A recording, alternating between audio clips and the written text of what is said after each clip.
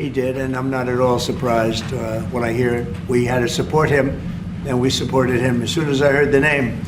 But he was a fantastic prime minister, and he's doing a fantastic job. An even tougher job. Which is tougher, being the prime minister of Netherlands or? This job is quite tough. I would think this is a little tough. But Dutch politics is also brutal. So. Yeah, but this is pretty tough. But you're doing good. We're going to be discussing a lot of things. Obviously, we'll be discussing what's happening with respect to Ukraine and Russia. At this moment, we have people talking in Russia. We have representatives over there, Steve Witkoff and others. And they're in very serious discussions. As you know, Ukraine has agreed, subject to this, what's happening today, to a complete ceasefire, and we hope Russia will do the same. Thousands of people are being killed, young people, usually, mostly young people. We were just talking about it. Thousands of young people are being killed a week, and we want to see that stop. And they're not Americans, and they're not from the Netherlands for the most part. No. They're from Russia, and they're from Ukraine, but they're people. And I think everybody feels the same way. We want it to stop. It's also a tremendous cost to the United States and to other countries. And it's something that would have never happened if I were president, and it makes me very angry to see that it did happen. But it happened, and we have to stop it. And Mark has done some really good work over the last week. We've been working together, and he's done some really good work, so I'm very happy about that. We'll also be talking about trade and various other things, and I think we'll have a very, very strong day. We're going to have lunch afterwards, that'll go, and then we'll see you all later. But Mark, would you like to say something? Yeah, first of all, thank you so much, Mr. President, dear Donald, again for hosting me, and but also for taking time in Florida. A couple of weeks after you were re-elected. That's right. And of course our phone call a couple of weeks ago, and I must say, Trump 45, you originated the fact that in Europe we are now spending, when you take it to aggregate, 700 billion more on defense than when you came in office in 2016, 2017. But that was Trump 45. But when you look at Trump 47, It's gonna be hard to tell. what happened the last couple of weeks is really staggering. The Europeans committing to a package of 800 billion defense spending. The Germans now, potentially up to $500 billion extra in defense spending. And then of course you had Keir Starmer here, the British Prime Minister, and others, all committing to much higher defense spending. We're not there, we need to do more, but I really want to work together with you in a run-up to the The Hague Summit to make sure that we will have a NATO which is really reinvigorated under your leadership, and we are getting there.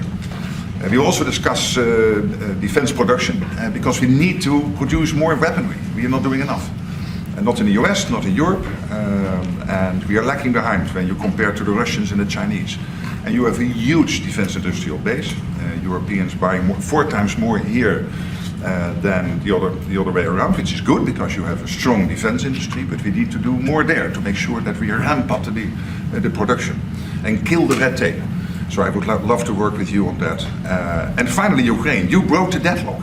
As you said, all the killing, the young people dying, cities getting destroyed. The fact that you did that you started the dialogue with the Russians, and the successful talks in Saudi Arabia now with the Ukrainians. I really want to commend you for this. So, The Hague is my hometown. I love to host you there in the summer and work together to make sure that will be a splash, a real success, projecting American power on the world stage. What Mark is saying is when I first went to NATO, my first meeting, I noticed that very few people were paying. And if they weren't paying their fair share. There were only 7 countries that were paying what they were supposed to be paying, which was... Yeah, it's even worse. Could be even worse. But there were just very few countries that were paying, and even the paying, it was at 2%, which is too low. It should be higher. It should be quite a bit higher. But you had Poland, and I remember Poland was actually paying a little bit more than they were supposed to, which I was very impressed with.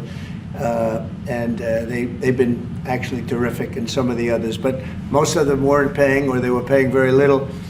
And I didn't think it was appropriate to bring it up there, but I said it's going to be brought up at my next meeting. And my next meeting, the first meeting, you want to give them a little break. The second meeting, it began, and I was able to raise hundreds of billions of dollars. I just said, we're not going to be involved with you if you're not going to pay. and the money started pouring in, and NATO became much stronger because of my actions and working along with a lot of people, including Mark, but they would not pay for other presidents, and I don't think other presidents even knew that they weren't paid. I asked, first question, has everybody paid up? And literally, I mean, they told me 7. You could be right, it could be 3, but that makes it even worse, but they just weren't paying. And I said, no, I won't protect if you're not paying. If you're delinquent or if the money isn't paid, why would we do that? And as soon as I said that, you got a little hit from the press because they said, oh, gee, that's not very nice. But if you said the other, nobody would have paid. And the money started coming in by the billions. And, hundreds of billions of dollars flowed into NATO, and NATO became strong. Yeah. And you remember that. Your predecessor, who I thought was a very good man. Absolutely, actually. Jens Stoltenberg. He sends his best greetings. He was terrific. Stoltenberg, Secretary General. And he made the statement that when Trump came in, the money started coming in like we never saw before. Hundreds of billions, actually probably close to $600 billion came in. And NATO became strong from that standpoint. And now we have to use it wisely, and we have to get this war over with, and you'll be back to a normal, much more normal life.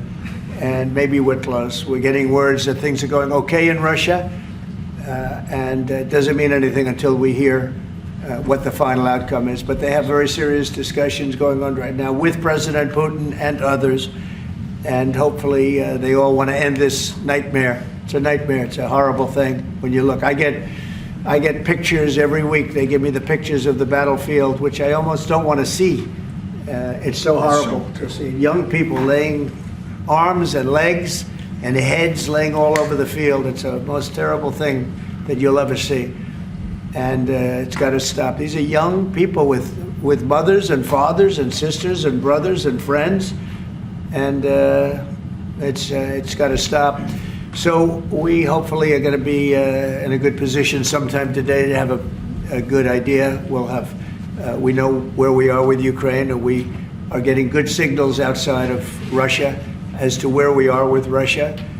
And hopefully they'll do the right thing. It's really humanity. We're talking about humanity. We're not talking about the money. But then you add the money to it, and hundreds of billions of dollars is being spent and really wasted so unnecessarily. It should have never happened.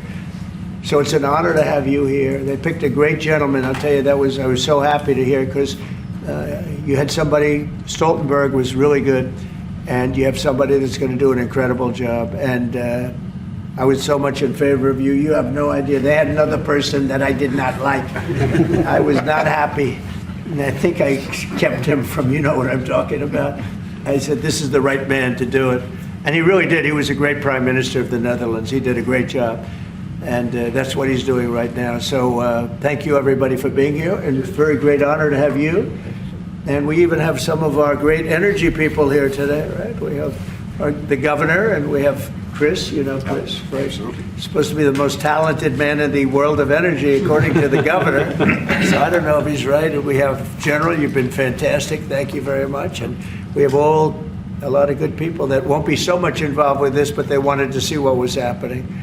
It's become a little bit of a show, but they wanted to see what was happening, and I think a lot of good things are happening. So with that, if anybody would have a question. Mr. President, on Russia. Please, go ahead. Sorry, man. Steve Witkoff's trip to Moscow, you spoke about it. What sort of agreement do you hope he comes away from there with? Well, we'd like to see a ceasefire from Russia, and we have, not been working in the dark. We've been discussing with Ukraine land and pieces of land that would be kept and lost, and all of the other elements of a final agreement. There's a power plant involved, a very big power plant involved. Who's going to get the power plant, and who's going to get this and that? And so, it's not an easy process. But phase one is the ceasefire. A lot of the individual subjects have been discussed, though. We've been discussing concepts of land, because you don't want to waste time with a ceasefire if it's not going to mean anything. So we're saying, look, this is what you can get, this is what you can't get. They discussed NATO and being in NATO, and everybody knows what the answer to that is. They've known that answer for 40 years, in all fairness. So a lot of the details of a final agreement have actually been discussed. Now we're going to see whether or not Russia's there, and if they're not, it'll be a very disappointing moment for the world. Yeah. Vladimir Putin just said he is open to a ceasefire, but he does still have some concerns. He suggested that you two should speak directly. Do you have plans to speak to him soon? If Well, I so, would, when are yeah, you confident sure. you can get this across the table? Sure. He did say that today. It was a very promising statement because other people are saying different things, and you don't know if they have anything to really, if they have any meaning, or I don't know. I think some of them were making statements. I don't think they have anything to do with it. No, he put out a very promising statement, but it wasn't complete.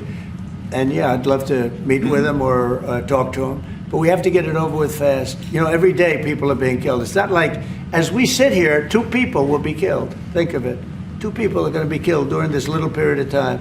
Thousands of people a week are dying. So we really don't have very much time. We have to make this fast. It shouldn't be very complicated. Mr. President, a representative of Canada, the finance minister, are in town and will meet members of your administration during the day. Any chances that you will ban on the tariffs on aluminum and the ones that are planned for April 2nd? No. You are not going to change your No, mind? not. Look, we've been ripped off for years, and we're not going to be ripped off anymore. No, I'm not going to bend at all. Aluminum or steel or cars. We're not going to bend. We've been ripped off as a country for many, many years. We've been subjected to costs that we shouldn't be subjected to. In the case of Canada, we're spending $200 billion a year to subsidize Canada. I love Canada. I love the people of Canada. I have many friends in Canada. The great one, Wayne Gretzky, the great. Hey, how good is Wayne Gretzky? He's the great one. But we have, I know many people from Canada that are good friends of mine. But, you know, the United States can't subsidize a country for $200 billion a year. We don't need their cars. We don't need their energy. We don't need their lumber. We don't need anything that they give. We do it because we want to be helpful, but it comes a point when you just can't do that. You have to run your own country. And to be honest with you, Canada only works as a state. We don't need anything they have. As a state, it would be one of the great states anyway. This would be the most incredible country visually.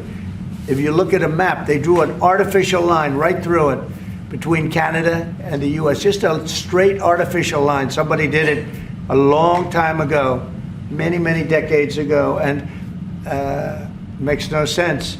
It's so perfect as a great and cherished state. Keeping "O Canada," the national anthem. I love it. I think it's great. Keep it. But it'll be for the state, one of our greatest states. Maybe our greatest state. But why should we subsidize another country for $200 billion? It costs us $200 billion a year. And again, we don't need their lumber. We don't need their energy. We have more than they do. We don't need anything. We don't need their cars. I'd much rather make the cars here. And there's not a thing that we need. Now, there'll be a little disruption, but it won't be very long. But they need us. We really don't need them. And we have to do this. I'm sorry, we have to do this, yes. Mr. President, Yeah. you have made it very clear that NATO needs to step up, although great progress has been made in your first mandate. How do you envision this new transatlantic? Are you talking about NATO stepping up? Well, NATO is stepping up through this man. This man is a man that only knows how to step up. And we have the same goal in mind. We want the war ended. And he's doing his job. He only knows how to do a good job. That's one thing. That's why I fought for him to get that job. Because they had some other candidates that I'll tell you would not have done a very good job. I need this part of the move for my family. So we'll get you a clip. We're going to get him a clip of that little last statement. The rest of the statements he doesn't care. Sir, how does this new transatlantic cooperation, how do you envision it? Well, that's one thing. I mean, you know, we're on the other side of the ocean. And they're right there. And yet we're in for $350 billion because of Biden. And they're in for $100 billion. So it's a big difference. And it's unfair. And I said, you have to equalize. They should equalize. They should have. It should have never happened where Biden just gave this money away. Now, as you know, we have an agreement with Ukraine on the rare earths and other things, and that'll get us something back, a lot back. It'll get us our money back. We're not doing it for that, though. I'm just doing this to get the war stopped. I'm doing it really to save lives, but at the same time, we were treated very unfairly, as we always are by every country. And we're in for very substantially more than the European nations are in for, and that shouldn't be. You know, they're much more affected by it than we are, because we do have an ocean in between. But I don't know, I think good things are going to happen. I really do. I think good things are going to happen. I do say, we were talking before, and Mark was very nice. He said, if you would get involved, there would be nothing. You'd just be going on. This thing would have gone on for a long Breaking a time. deadlock. It was crucial. Yeah, we broke a deadlock. We did break a deadlock. I hope it's meaningful. Yes, did you have one? Yeah. Yes, sir. Thank you, Mr. President. Amanda Head with Just the News. On the southern border, you've got DHS and ICE who are reporting that there was a little bit of fudging of numbers during the Biden administration on both the catch and the release side with respect to reporting the number of illegals coming into the They country. cheated on the numbers. The numbers were, I love that question. Who are you with? Just the News, Amanda Head. Very nice. That's good. That's Do you good. know how many of those are criminal illegal aliens? Many And of them. Biden's out of office, Alejandro Mayorkas, who gets No, held Biden accountable? fudged the numbers. The numbers were totally fake. And he gave fake numbers. I knew they were fake. Everybody knew they were fake, but now it came out. And terrible what they did. That administration was a horror show for this country. Can you hold anyone accountable? Well, I don't know. They gave phony numbers. And phony numbers are a very bad thing to give, but I'm not sure about that. I don't know how it would play.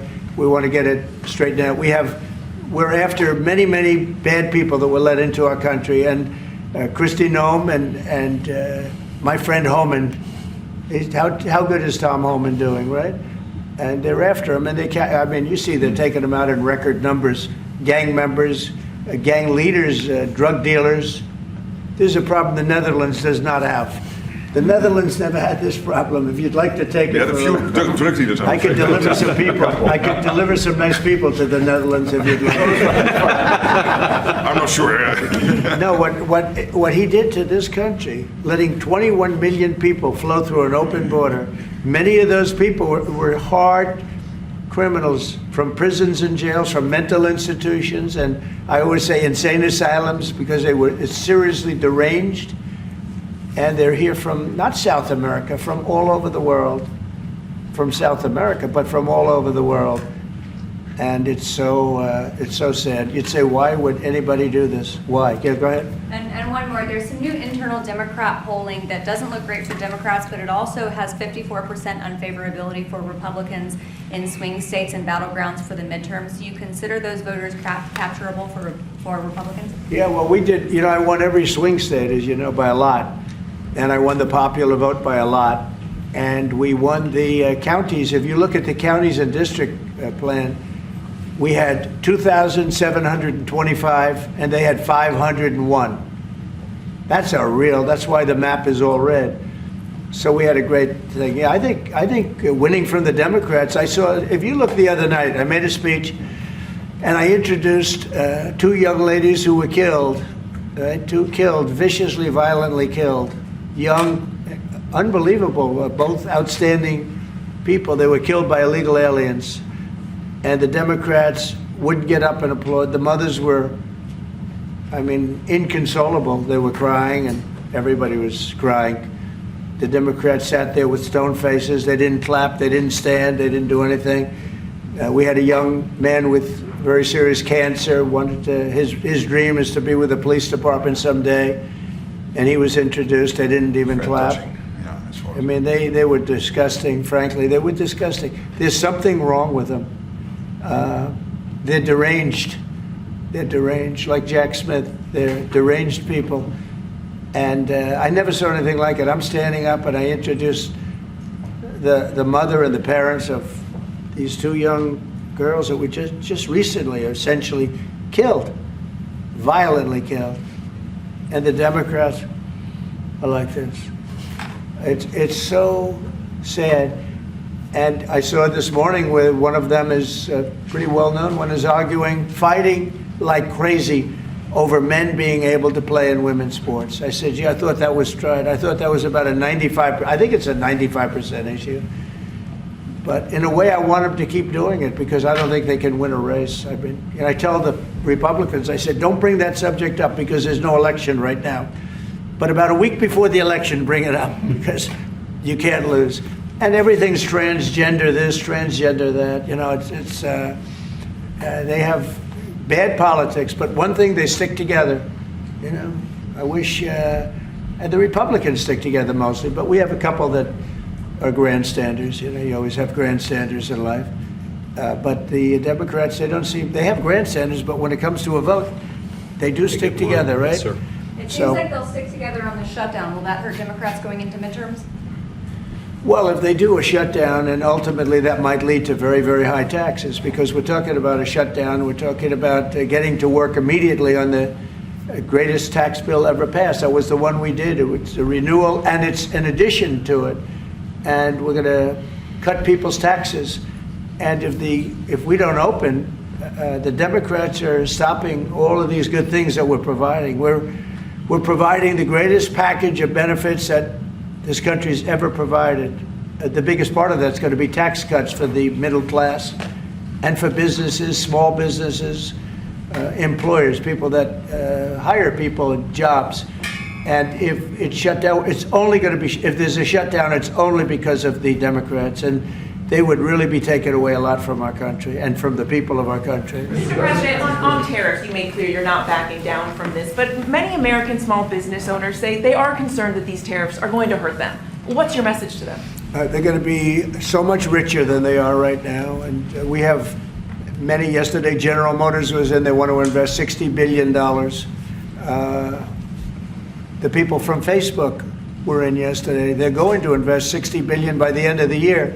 Other people are talking about numbers. Apple, as you know, a few days ago announced $500 billion investment. They're going to build their plants in the United States, which, as you know, almost all of their plants are in China. Now they're building in the United States. Look, the reason is two things. Number one, the election, November 5th. And the other thing is tariffs. I think probably in that order. But Tim Cook came in and he announced 500, think of it, 500 billion, not million. 500 million's a lot when you think about it, right? But I would have been happy with 500 million, but it's $500 billion investment by Apple in the United States. And that's because of the election result, and it's because of the tariffs and the tax incentives too, you know, tariffs and tax incentives. And I've never seen anything like it. We have plants going up now in Indiana. We have plants going up in Michigan. A lot of plants going to be planned from. I'm trying to steer them to Michigan because Michigan got so badly beaten by, you know, what happened with Europe. You know, if you look at Europe, take a look at the EU. We're not allowed to sell cars there. It's prohibitive because of their policies and also their non-monetary tariffs. They put obstacles in your way that you can do nothing about. But if you take a look at what happens, so we sell no cars to Europe.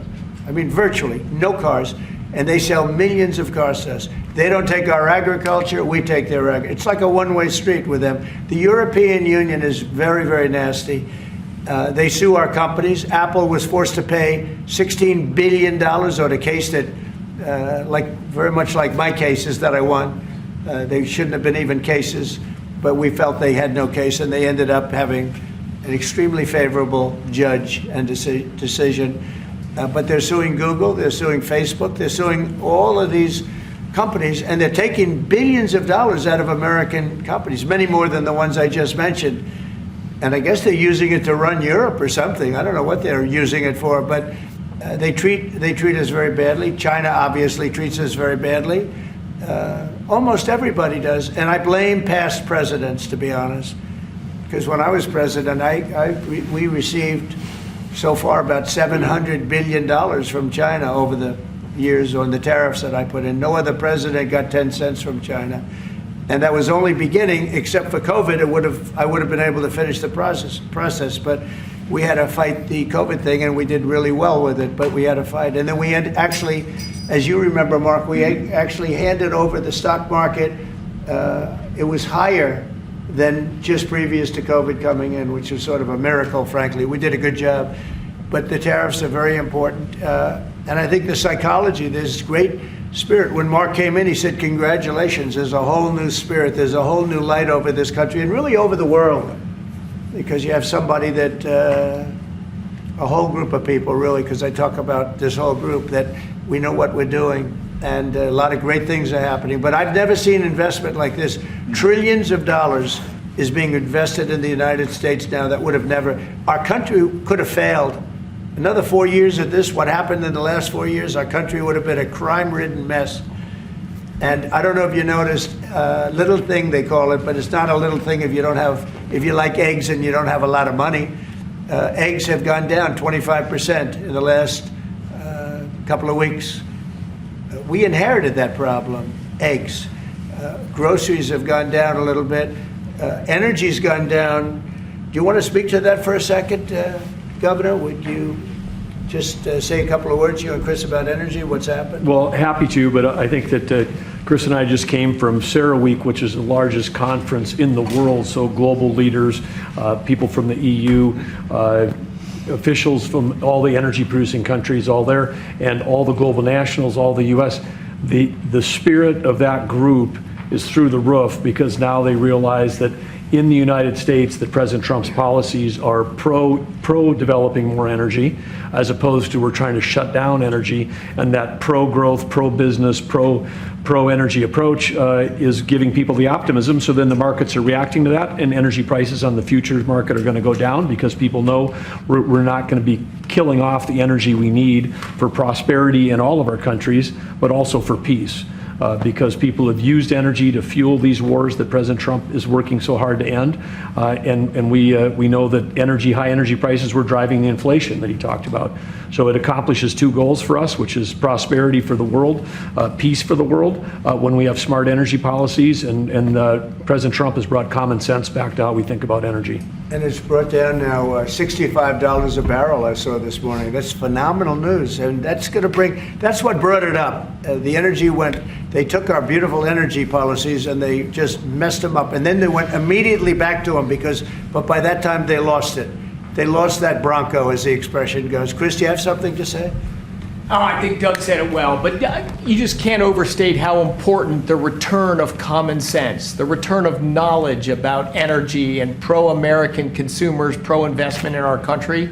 I think globally that was welcomed. It means capital flows, it means more sobriety and lower energy prices, more economic opportunity for Americans. So yeah, it was elated atmosphere at a global energy conference. Well, we're working on one project. It should be very easy. It's a pipeline going through a small section of New York. New York's held it up for years, actually, for years. They wanted to do it for years and years. And it will reduce the most expensive energy almost in the world is in New England, because they have no way of getting it there because it's been held up by New York. And the whole of New England and Connecticut and New York, the energy prices are through the roof. And this one pipeline will save per family $2,500 just on heating, and another $2,500 on everything else. So the energy, by just a simple pipeline going through an area that wants it, an area that's not a rich area, it's actually a very poor area, would create jobs and everything else. And it's going to be way underground. Nobody's going to see it. Once they fill it up, nobody's going to see it. Nobody's going to know it's there. And families in New York and Connecticut and New England are going to save $5,000 a family. Think of that. Because right now they have the highest energy prices maybe in the world, they say. New England is a disaster. So we're working on that. In fact, the governor's coming in, Governor of New York, Kathy Hochul, who's a very nice woman. She's coming in tomorrow morning at 9 o'clock to meet me on that and other things. Not only that, but other things. So I hope we don't have to use the extraordinary powers of the federal government to get it done. But if we have to, we will. But I don't think we'll have to. I can tell you Connecticut wants it, and all of New England wants it. And who wouldn't want it? And it's also jobs on top of everything else. So that's going to be very exciting. So we're meeting with the governor tomorrow morning. Mr. President, some people question. Thank you, Mr. President. Greenland. What is your vision for the potential annexation of Greenland and getting them potentially to Well, I think it'll happen. And I'm just thinking, I didn't give it much thought before, but I'm sitting with a man that could be very instrumental. You know, Mark, we need that for international security, not just security, international. We have a lot of our favorite players, cruising around the coast, and we have to be careful. And we'll be talking to you. It's a very appropriate, really a very appropriate question. And there's Thank an issue you in the very High much. North, so the Arctic. So what you did, so when it comes to Greenland, yes or not joining the US, I would leave that outside for me, this discussion, because I don't want to drag NATO in that. But when it comes to the High North and the Arctic, you are totally right. The Chinese are now using these routes. We know that the Russians are rearming. We know we have a lack of icebreakers. So the fact that the outside Russia, there are 7 Arctic countries working together on this under US leadership is very important to make sure that that region, that part of the world stays safe. And we know things are changing there and we have to be there. Well, we just had an election there the other day. Do you see a referendum, a plebiscite, where the people of Greenland would be in a position to decide if they want to become part of the United States? Yeah, it was a good election for us, as you know. It was not a referendum. It wouldn't be called that. It was an individual election. But the person that did the best is a very good person, as far as we're concerned. And so we'll be talking about it, and it's very important. Mark mentioned the word icebreaker. So we've ordered, we're in the process of ordering 48 icebreakers. And Canada wants to know if they could use them. I said, well, you know, you got to pay for them. Think of it, Canada. We pay for their military. You know, Canada pays very little for their military because they think we're going to protect them. But even with the icebreakers, so we're going to order 48, and Canada wants to be part of the deal. I say, you got to get your own icebreakers. I mean, if you're a state, you can be part of the deal. But if you're a separate country, you got to get your own icebreakers. Russia, as you know, has about 40 of them. And we have one big icebreaker, but that whole area is becoming very important. And for a lot of reasons, the routes are, you know, very direct to Asia, to Russia, and you have ships all over the place, and we have to have protection. So we're going to have to make a deal on that. And Denmark is not able to do that. You know, Denmark's very far away and really has nothing to do. What happens? A boat landed there 200 years ago or something, and they say they have rights to it. I don't know if that's true. I don't think it is, actually. But we've been dealing with Denmark, we've been dealing with Greenland, and we have to do it. We really need it for national security. I think that's why NATO might have to get involved in a way, because we really need Greenland for national security. It's very important. You know, we have a couple of bases on Greenland already, and we have quite a few soldiers, and maybe you'll see more and more soldiers go there. I don't know. What do you think about that, Pete? So, don't answer that, Pete. Don't answer that question. But we have bases, and we have quite a few soldiers in Greenland. Mr. President, simple question, your commitment to NATO. Will anything change? Your commitment to NATO. Will anything change? Same amount of money? Well, I think they same made number a of great troops? step by putting Mark in charge. I think, to me, that's a great step, because he and I have seen eye to eye on everything for a long time. We've been doing this a long time now. 9 years now. And so that's a great step. You have to keep NATO strong. You have to keep it relevant. But the biggest thing we have to worry about right now is what's going on right now. I think the rest is going to take care of itself. I don't see this happening. This was a fluke. This was something that, if we had a competent president, it would not have happened. The man was grossly incompetent. All you have to do is take a look at, he signs by AutoPen. Who was signing all this stuff by AutoPen? Who would think you signed important documents by AutoPen? You know, these are major documents you're signing. You're proud to sign them. You have your signature on something. In 300 years, they say, oh, look, can you imagine? Everything was signed by AutoPen, almost everything. Nobody's ever heard of such a thing. So, should have never happened. Tomorrow with the Justice Department about law and order, could you tell us a little bit about that? Yeah, we're going to be with the Justice Department. We have a great Justice Department. Pam Bondi is so fantastic, and Todd Blanche, and Emil, you got to know him a little bit. He was acting for a little while. And some other people are incredible in the Justice Department, and I consider the FBI to be a part of it in a sense, and Cash is going to be fantastic, and all the people. Dan Bongino, I love that. I mean, I love that. I think Dan is great. I think we have unbelievable people, and all I'm going to do is set out my vision. It's going to be their vision, really, but it's my ideas, and basically we don't want to have crime in the streets. We don't want to have people pushed into subways and killed, and then the person that did the pushing ends up in a 15-year trial and gets off scot-free.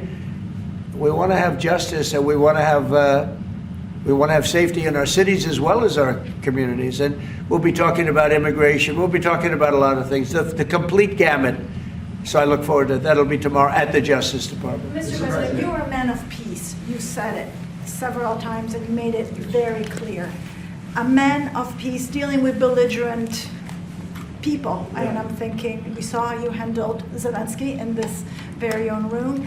What is your leverage on Putin? Are you thinking sanctions? What if he refuses to? Well, I do have leverage, but I don't want to talk about leverage now, because right now we're talking to him, and based on the statements he made today, they were pretty positive, I think.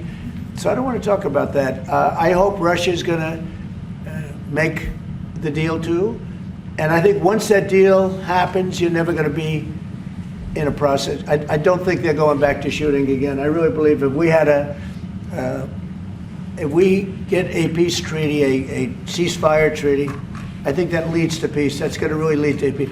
I don't think anyone wants to go back. They've been doing this for a long time, and it's vicious and violent. And I think if President Putin agrees and does a ceasefire, I think we're going to be in very good shape to get it done. We want to get it over with. That's why it was very important what I instructed everybody, including Steve, what we're looking for, to discuss concepts of land, concepts of power plants, because it's complicated. You know, you have a whole, you're sort of creating the edge of a country.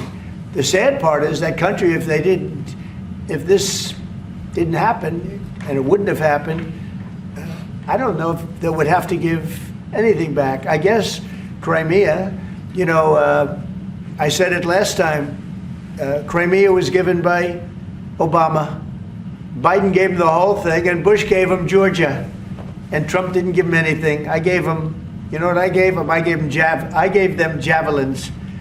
And the javelins were very effective, as you know. I gave them nothing. 2019. And then also, if you take a look, I was the one that stopped the pipeline going into Europe. It was totally stopped. Nord Stream 2, nobody ever heard of Nord Stream 2 before I came along. But I got along very well with President Putin. I got along with most of them. I get along great with President Xi. I got along great with Kim Jong-un. I got along great with all of them. And we had no wars. We had no problems. We wiped out ISIS in record time. General Raisin came, and he wiped them out. And he was going to be our new chief, right? He's going to be the head of Joint Chiefs of Staff. And he's a highly respected man. He's going to be great. Pete's going to be fantastic. I have no doubt about it. We have a great team, really great team. Yeah, please. Go ahead, please. Mr. President, some of our allies have said that they're worried that they could be the next to be attacked by Russia. You've spoken directly with the Russian president. Yeah. Do you think those fears are justified? No, I don't. I think when this gets done, it's done. They're going to all want to go home and rest. I don't see it happening. Nope, I don't see that happening. And we'll make sure it doesn't happen. Not going to happen, but we'll make sure it doesn't happen. Yeah, go ahead, please. Leaders from Russia and Iran are heading to Beijing tomorrow to discuss nuclear programs. What do you hope to get out of that? Well, maybe they're going to talk about non-nuclear programs. Maybe they're going to be talking about the de-escalation of nuclear weapons, because, you know, I was talking about that with President Putin very strongly, and we could have done something had that election not been rigged. We would have had something. I think I would have made a deal with Putin on de-escalation, denuclearization, as they say. But we would have de-escalated nuclear weapons, because the power of nuclear weapons is so great and so devastating. And right now, Russia and us have by far the most, but China will catch us within 5 years. China doesn't have, but they're in the process of building, and they build. And within 4 or 5 years, they'll probably have the same. And by the way, this is a Republican tradition. Ronald Reagan, when he negotiated with Right. Gorbachev in the 1980s Right. about bringing down the number of nuclear weapons, it's what you have been doing your first term, and it is important. It would be a great achievement if we could bring down the number. We have so many weapons, and the power is so great. And number one, you don't need them to that extent. And then we'd have to get others, because as you know, in a smaller way, Kim Jong-un has a lot of nuclear weapons, by the way, a lot. And others do also. You have India, you have Pakistan, you have others that have them. And we'd get them involved. But we started off with Russia and us. We have by far the most. And we were going to denuclearize. And that was going to happen. And then we were going to China. And I spoke to China. I spoke to President Xi about it. And he really liked the idea. You know, he'd like not to spend trillions of dollars building weapons that hopefully he's never going to have to use. And because they are very expensive also. So that would have been great. Okay, one or two more. There's been tension in the... Thank you. We're looking at an impending government shutdown Friday at midnight. Yeah. Democrats for 30 years straight have said if there's a shutdown, bad things happen. Do you anticipate direct negotiations yourself with conference leader of the Democrats, Chuck Schumer? If they need me, I'm there 100%. It's right now it's 2 or 3 people. If it shuts down, it's not the Republicans' fault. You know, we passed a bill where we had an incredible Republican vote. We only had 1 negative vote, a grandstander, you know, 1 grandstander. There's always a grandstander in the lot. But it was amazing. People were amazed that the Republicans were able to vote in unison like that, so strongly. If there's a shutdown, even the Democrats admit it'll be their fault. And I'm hearing a lot of Democrats are going to vote for it, and I hope they do. This is an extension. But ultimately, we want to vote for one big, beautiful bill where we put the taxes in, we put everything in. We're going to have big tax cuts. We're going to have tremendous incentives for companies coming into our country and employing lots of people. It'll be, I called it, in a rare moment, one big, beautiful bill. That's what I like, and it seems to be that's where they're heading.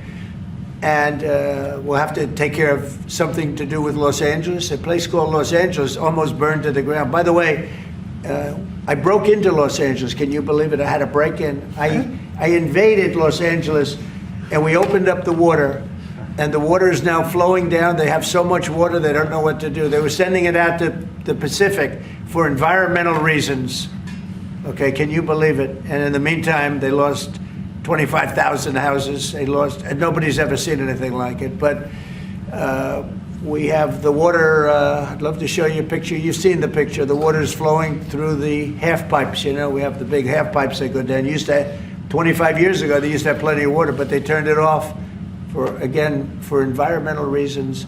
Well, I turned it on for environmental reasons and also fire reasons. But and I've been asking them to do that during my first term. I said, do it. I didn't think anything could happen like this, but they didn't have enough water. Now the farmers are going to have water for their land, and the water is in there. But I actually had to break in. We broke in to do it because we had people that were afraid to give water. They were, in particular, they were trying to protect a certain little fish. And I said, how do you protect the fish if you don't have water? They didn't have any water, so they're protecting a fish. And that didn't work out too well, by the way. So they have a lot of water going down throughout California, all coming out from the Pacific Northwest, even some from Canada. Thank you, Canada, very much. I appreciate it. Next thing you know, they'll want to turn the water off. They want to charge us for the water. But it comes up from the Pacific Northwest, and it's a beautiful thing to see. I mean, it is brimming with water. Now, if they would have had that done, you wouldn't have had the damage because the fire would have been put out. The fire hydrants would have been loaded. The sprinklers in people's living rooms and bedrooms would have been loaded up with water. They had no water. The government makes them put sprinklers, and they had no water in the sprinklers because they had no water. So the water is flowing, and we're going to have to give a lot of money to Los Angeles to help them. And the Democrats are going to want to do that. So that's the one thing different. And frankly, I think that makes it a lot easier. But one of the big thing is we have the big, beautiful bill. We got to get that done. And that will put our country in a position like it's never been. It's a reduction of taxes. It's tremendous incentives for companies to come from all over the world into our country. It's great environmentally. But it's not this environmental scam that we went through, that we all went through. It provides for everything. It's a big, beautiful bill, and I hope we can get it approved, and that'll be next. But in the meantime, we have the continuing resolution, and the Republicans have approved it, and now the Democrats have to approve it, and I hope they will. And I think a lot of them, I can tell you, they want to. I've spoken to some of them. They really want to. Their leadership may not want them to. And if it closes, it's purely on the Democrats. One more? On Korea, sir, we've seen tension increasing in the peninsula. You've talked about Kim Jong-un. Do you have any plans of re-establishing the relationship you had during the first mandate? Well, I would. I had a great relationship with Kim Jong-un, North Korea. If I wasn't elected, if Hillary got in, you would have had a nuclear war with North Korea. He expected it. He expected it. And they said, oh, thousands of people. No, millions of people would have been killed. But I got in. We went to Singapore, we met. We went to Vietnam, we met. We got along really good. We had a very good relationship, and we still do. We still do. You don't have that threat that you had. I mean, look, when I was running the first time, it looked like there was going to be a war with North Korea. You know that better than Tensions were anybody. high. Yeah, and Everybody it started off. was startled that you invited him for talks. Right. But you did. And It started off very rough, and he wouldn't meet with Obama, wouldn't take his calls. I said, how many times did you call? They called a lot. He wouldn't take their call. He told me I wouldn't take his call. But with me, it did start off rough, if you remember. Very rough, actually, very nasty. there was a Singapore. And yeah, but then, no, before that, then it stopped. The rhetoric was extremely tough. It was. You had it a was a little speech in bit the UN, I remember. Yeah, that's right. It was a little bit dangerous. And then we met. They asked for a meeting, and then we met.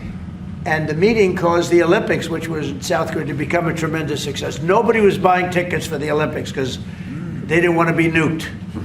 And I met, and not only did the Olympics become successful, but North Korea participated in the Olympics. His sister visited. It was an amazing thing. And that was something that was an achievement of the Trump administration, great achievement. And so I have a great relationship with Kim Jong-un, and we'll see what happens, but certainly he's a nuclear power.